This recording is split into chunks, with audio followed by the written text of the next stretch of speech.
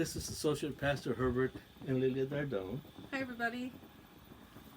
We are here coming to you again live from Sisson City on behalf of I Am Church in Fairfield.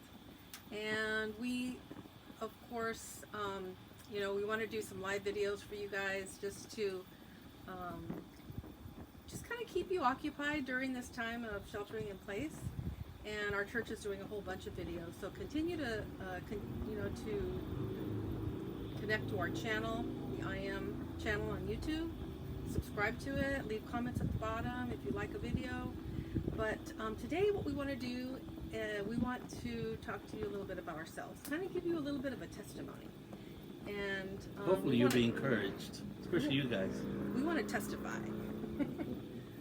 So what we're going to talk to you about is how we met, and kind of it is a unique story, and so we really want to share it, and you'll understand why later.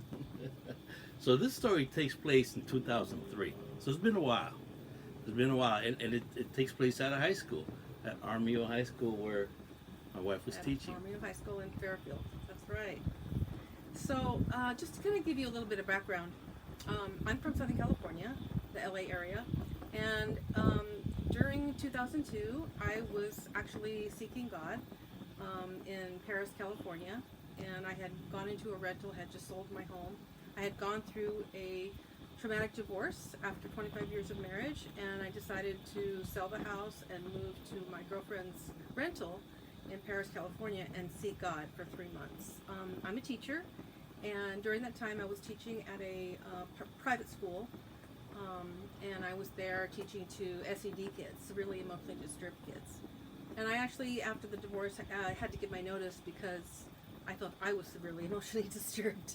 So I really needed to get some guidance from God and just regroup and figure out what in the world am I going to do next. So, like I said, I moved to the rental, and I didn't unpack. I left everything in the garage. I just threw a mattress on the floor in my room and put my couch and my table, and that was really about it. It had everything else. So anyways, I began to see God. I applied for teaching positions all over the world. I mean, all over the world. And lo and behold, weeks later, I was contacted by Fairfield Siscoon Unified School District, and they wanted to interview me in regards to a teaching position up here. And I was kind of flabbergasted because I had never heard of Fairfield, California. I hadn't really come up to Northern California except for maybe Sacramento and San Francisco prior to talking to them. And so they set up an interview for me, and I really wasn't sold on the idea, to be honest with you. I did the interview, and it was over the phone, and they had like a panel, and they asked me questions like they always do. And I told them that I needed to pray about it, and that if I could find a place to live that was affordable for my new income, that I would strongly consider taking the job. So I did that, and I reached out into, I think at that time it was Craigslist in 2002, November of 2002. And I actually reached out to Craigslist, and I looked for something to rent. And I found one that I thought might work. It was like a duplex, and it seemed like it was pretty close to the school, and the price seemed right, so I put in an application, and the owner contacted me. She's a realtor, you probably all know her, Darla, and she's in the community here, and she was so excited to rent to me because I was a special ed teacher, and because I was coming up after what I had been through, and she didn't want me to worry about anything. She just said, yes, the place is yours, you can have it. And I said, well, I have a dog and 2 cats, and she said, it's okay, don't worry about it, just come. She says, you're going to love the location, it's right next to the school. She says, I'm an Armio alumni, so the place is yours. So once that happened, I knew God was sending me there, and I accepted the position. Little did I know something was going on in Sisson City, California. Well, the story continues as is. I had been divorced for a few years. I was divorced in 1999, and I was looking forward to. I reached out to God. So where her story leads off is my son was having difficulties in his English class, and he was telling me, Dad, we have different teachers just about every week. We have substitutes all the time. And so I decided, well, let me look into this. I went to speak with the dean, one of the assistant deans, I guess it was, at the school, and he told me, yeah, that they're having difficulties finding a teacher, and I suggested, well, if you need help, I can help you find a teacher. And of course, the dean laughed and says, no, we have it. But at that point, I wanted to ensure that my son was getting the education that he deserved. So I went into prayer, and I was asking God to send us. I guess eventually became send me to send us an English teacher, right? So that he would have what he deserves, so that he can go through his studies and be consistent with it. So yeah, I went into prayer. I was praying for an English teacher, and guess what? She teached. I taught. Well, I had taught many subjects, but as a resource teacher, you do teach many subjects, and they actually hired me for the English teacher position. Yes. So See, God was listening. God was listening. God was doing something behind the scenes that him and I didn't know. We didn't know each other. But he was praying for an English teacher, and I was applying for the position. So, lo and behold, I came up here in November of 2002, and Victor was in my class, his son, and we had a great time in the class, all the students, and they were very personal with me. They wanted to know all about me and where I came from and why I came and why would I leave Southern California and come up to Northern Look how California. beautiful she is. Wouldn't you be asking all those questions yourself? I know I was. So little did I know that Victor was talking to his dad about me. Well, his dad had gone through a divorce as well after 17 years. So him and I were kind of similar. Well, we sure were. And it so happened that there was a parent-teacher meeting scheduled, right? And of course, I'm the parent, so definitely I'm gonna attend.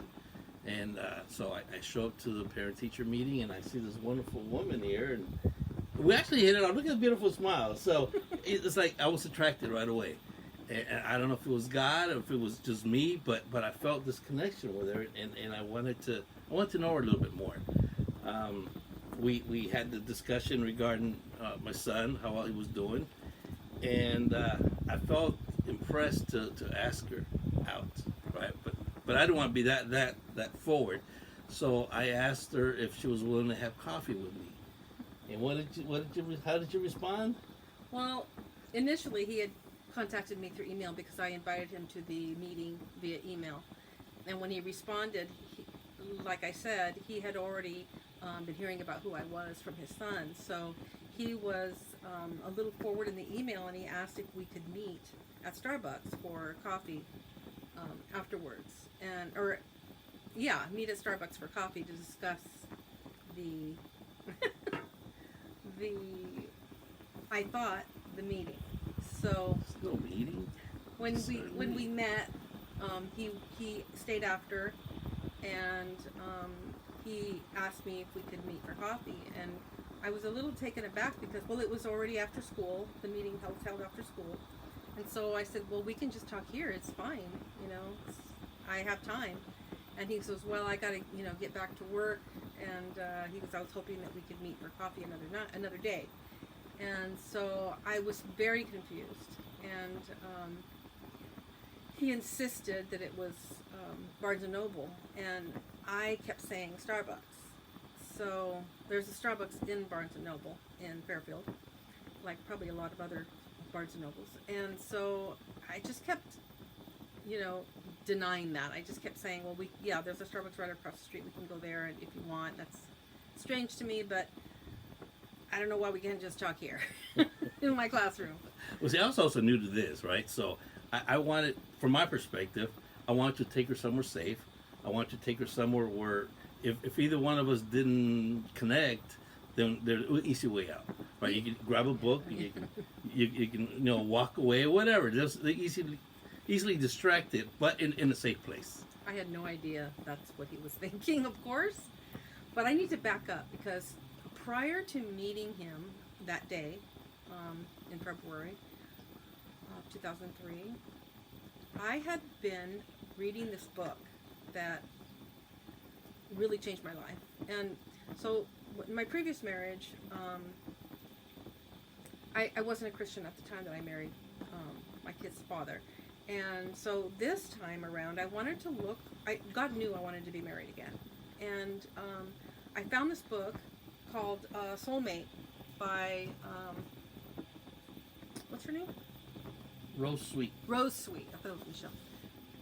I don't know if you can see it very well. It's okay. But anyways, it's called Soulmate by Rose Sweet. And in the book, she tells women who are looking for a husband to start to prepare. Trust God and prepare. So what she says to do is make room in your closet, do all these physical things, right? Set another place at the table.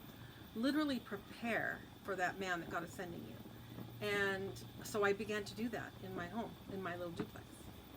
And I did exactly what she said. And then she said, write down things that are your 10 requirements of a husband.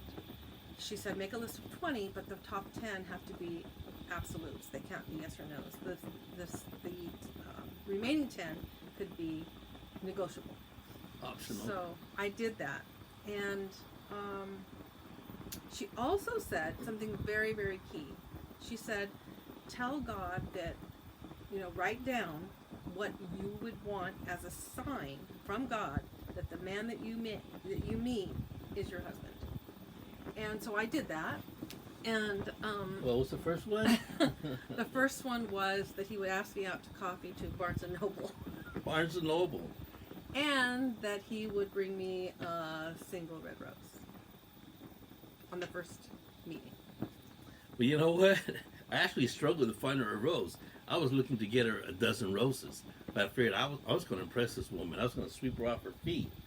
And so I was looking for a dozen roses, and I couldn't find a dozen roses. I was just getting off work, so I was like just rushing. I was trying to get there on time, and I really wanted to surprise her. I wanted to bless her with roses. So I found one rose, and so that's what I took.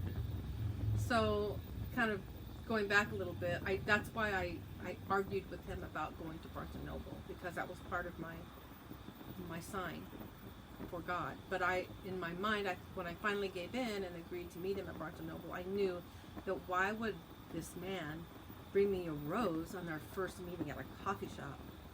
So I wasn't worried. I just said, okay, fine, we'll meet there.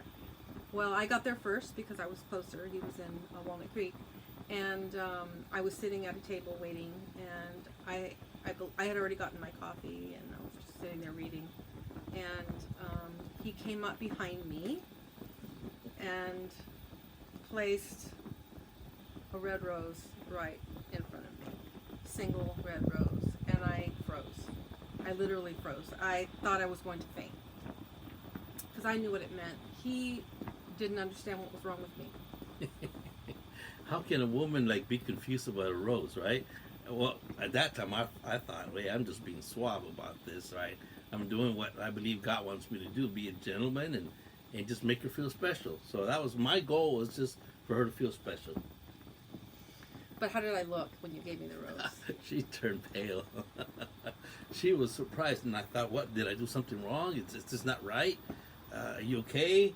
I was a little confused. Yeah, it was a strange moment for me, and so we tried to talk, and we, shared a few things. I was really not really coherent at that point, so it was a short meeting. It wasn't really too long, and at the end, he walked me to my car and he asked me if we could maybe see a movie or something, and I tried to get out of it, and I finally relented, I think, and then agreed to She meet gave him. in. How could she not give in to me? God gave us this gift of being together, right? Gift of communication, a desire for one another. So, she came. So when I went home, I was literally shocked that this was happening to me, because I got answered so quickly. Coffee and a rose was right there in front of me, and it was just, I was flabbergasted. I literally was flabbergasted. And I just kept trying to talk myself out of it being real. I just kept saying, no, this is coincidence. This is not happening. This isn't really, this is fake. And so, needless to say, we did go on that next date. We did go to the movies, and we sat in the very top seating area, the very last seats on the very top. And the movie was Gods and Generals. You guys got to see it. It's like about 4 hours long. Oh my God. Gods and Generals for a first date. And I began to interview him with my list that I told you about, that Rose Sweet has you write up. And of course, he passed with flying colors. It's a long interview. It's a long interview. And he asked me some things as well. So after that, we spent a lot of time together, and we began to see each other consistently. And his son didn't really know what was going on. We kind of. Well, it's not like we wanted to share anything what was going on, because initially, really, we were just getting to know each other. So, unless something serious was going to, come of this, then we just needed to keep it between us. One thing when he called me one night, and one thing he said to me was, I need to know what your, level of commitment is. Yeah, I was asking in her, this relationship. is she into a short-term relationship or long-term? Because definitely, I know I wasn't interested in a short-term relationship. We as men, we cannot be looking out to go from flower to flower. We need to be committed and find out if this is the person we're going to be with. And so I was looking for long-term. Flower to flower? That's one way to put it. Rose to rose. So I told him, after I really had to think about it, to be honest with you. I didn't even answer him right away that day. I had to talk to him about it another day. And I decided that, well, based on what I had done with this book and these things I was preparing for, I realized that, yes, I was looking for a long-term relationship once again in my life. And so he liked that answer. And this is where you're going to get kind of freaked out.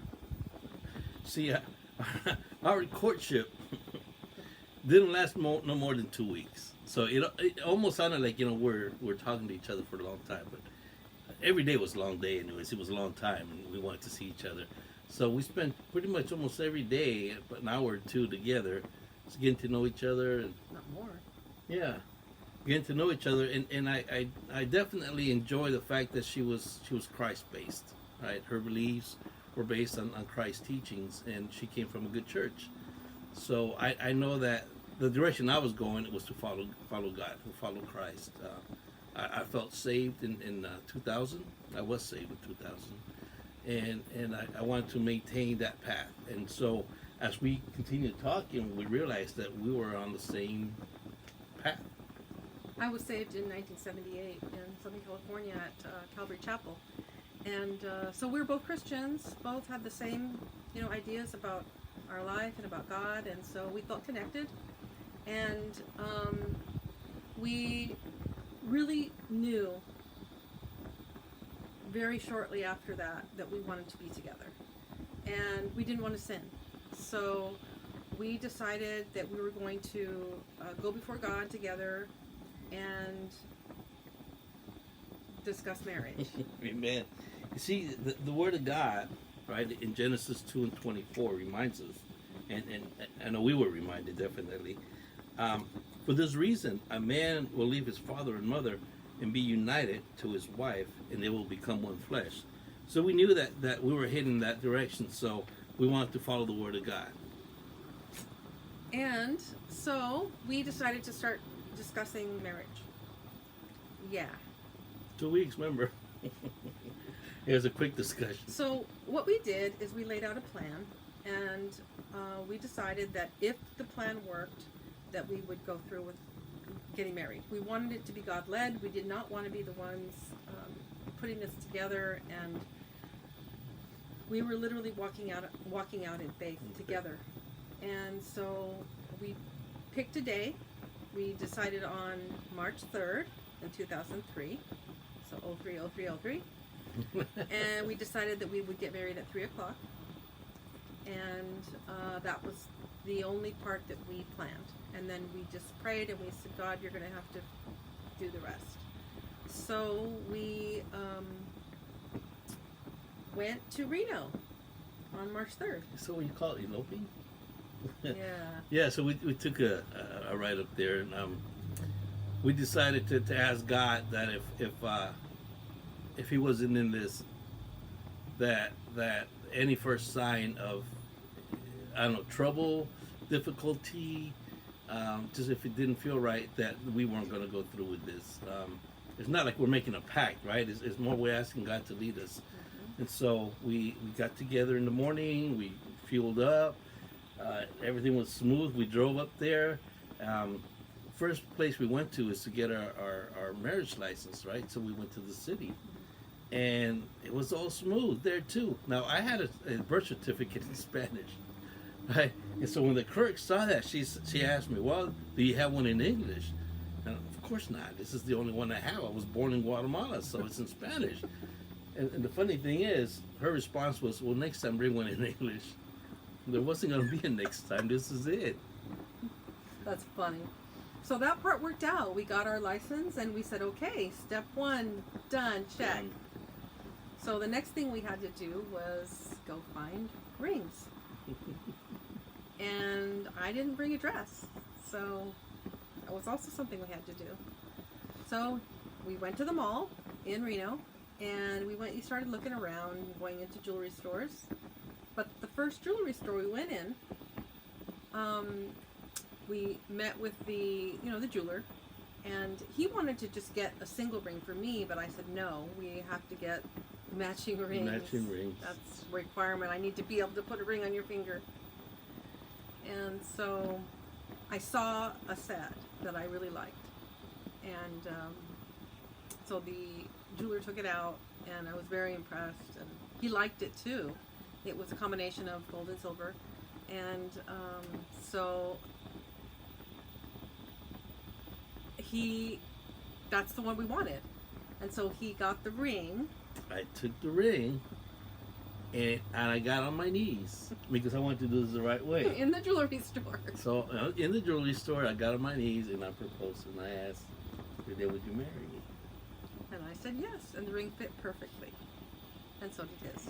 Man, so there you go. God is not making any waves. We're going step Paving by the step. way. Amen. Amen. So actually, I thought that I didn't have a dress, but I did bring one just in case. And we were walking through the mall to go back to the car, and there was a dress in the window.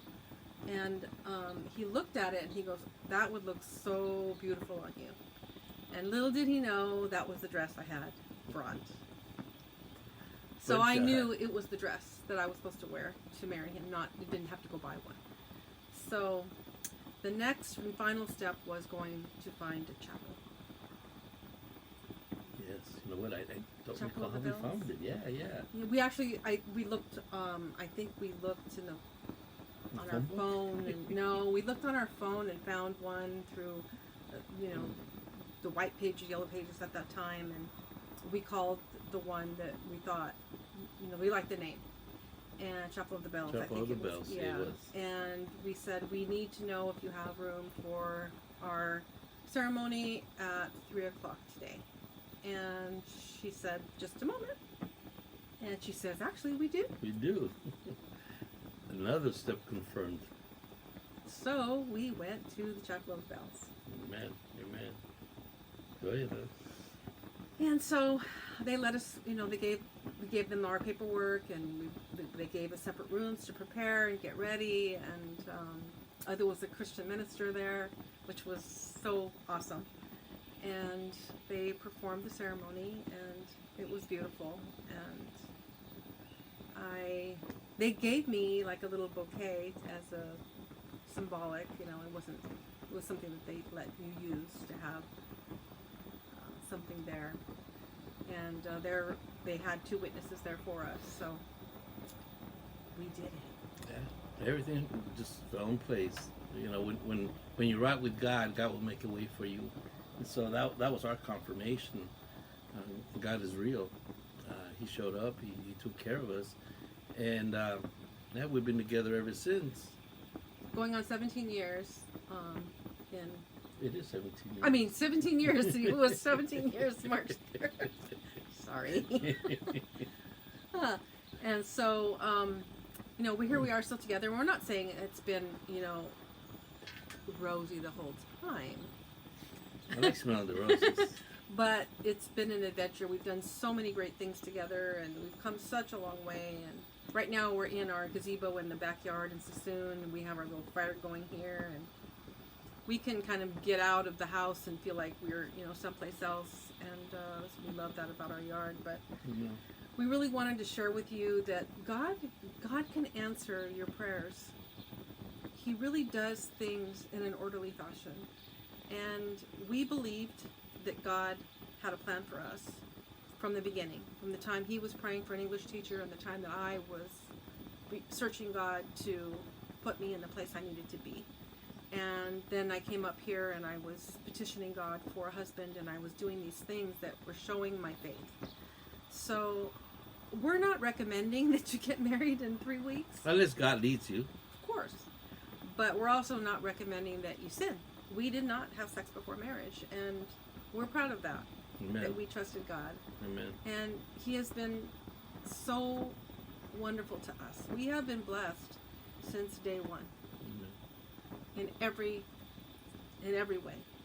So I just want to encourage you today that there is life after divorce.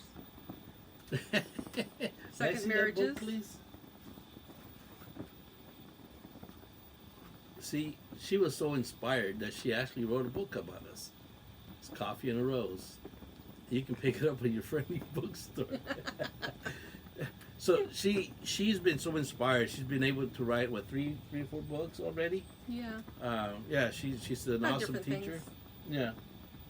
Well, good. And I mean, life is full of a lot of different things. So we need to write and speak about where God has led us, right? And so God continues to lead us.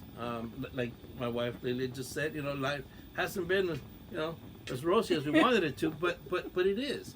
But it is. You know, it's always but God. When we turn to God, whatever it is that we're going through, it's nothing. It's nothing. We turn back to him and we go back to our first love, and then we become first love all over again. So we just want to encourage you, whenever you feel that you see in trouble, just turn to God. Just turn back to him. Amen. So we hope we didn't bore you.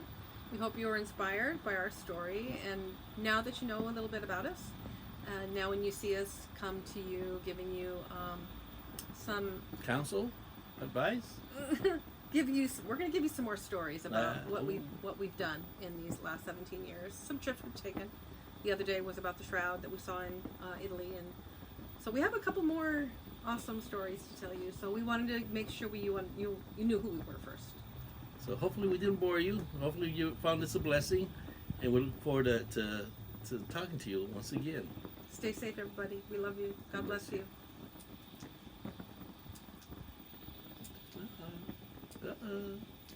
Bye.